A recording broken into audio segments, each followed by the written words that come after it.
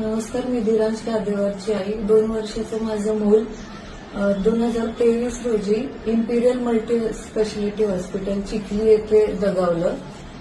तो under treatment होता. मला सांगण्यात आलं की त्याला मायनर लंग इन्फेक्शन आहे आणि आम्ही खूप व्यवस्थित त्याची काळजी घेतोय असं डॉक्टर जितेश मदन सिंग दोबाळ यांनी मला सांगितलं. पण 18 तारखेच्या सकाळी मला बाहेर थांबायला सांगण्यात आलं, काहीतरी सॅम्पल घ्यायचेत म्हणून.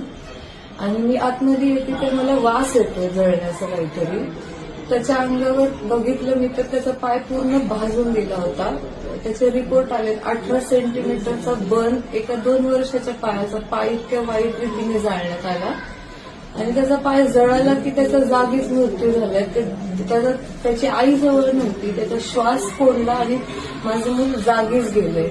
आणि माझं मूल कशामुळे गेले नेमकं याची कारणं कुठल्याही रिपोर्टमध्ये अजूनही आली नाहीये. तुम्ही पोलीस स्टेशनमध्ये गेला होता, त्याच्यानंतर तुम्ही YCM ससून सगळीकडे सगळीकडून मी वर्ष झालं फेऱ्या मारते. सगळीकडून मला खरं सांगायचं तर काहीही नीट मदत करण्यात आली नाहीये. काहीची कुणी ऐकायला मॅडम हे असं चालत नव्हतं अशी उत्तरं मला देण्यात आली. मला फक्त एक हे करायचंय की त्या डॉक्टरांच्या विरुद्ध कडक शिक्षा व्हावी त्यांना, की जेणेकरून उद्या चालून एखादी आई तिथं जाते विश्वासाने तर तिचं मुलाचं चालता बोलता दगावू नये. तुम्हाला नाही हाताळता येत मशिनरी तुमची तर नका हे करू. एखाद्याचं घर नका उद्ध्वस्त करू. सगळ्यात महत्वाचं म्हणजे तुम्हाला ससूनमधून काय रिपोर्ट मिळालेला आहे? मला मेडिकल निग्लिजन्स झालंय का हे विचारलं होतं पोलिसांनी ससूनला प्रश्न. त्याचं उत्तर हो आलंय, पण मृत्यूचं कारण काहीच नाही आलंय रिपोर्टमध्ये. काय अपेक्षा आहे तुमच्या आता पोलिसांकडून?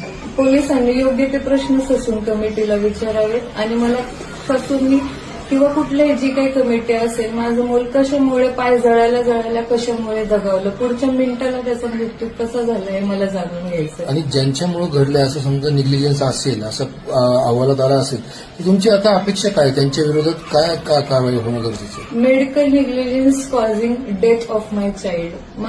माझ्या मुलाच्या बाबतीत मेडिकल निग्लिजन्स झालेलं आहे, ज्यांनी त्याची डेथ झालेली आहे. तर डेथ झालेली आहे, माझं मूल परत येणार नाही. पण ती केवढी कडक शिक्षा हवी. फक्त पाय जळाल्याची नाही, पाय जळाल्यावर लगेच त्याचा मृत्यू झालाय.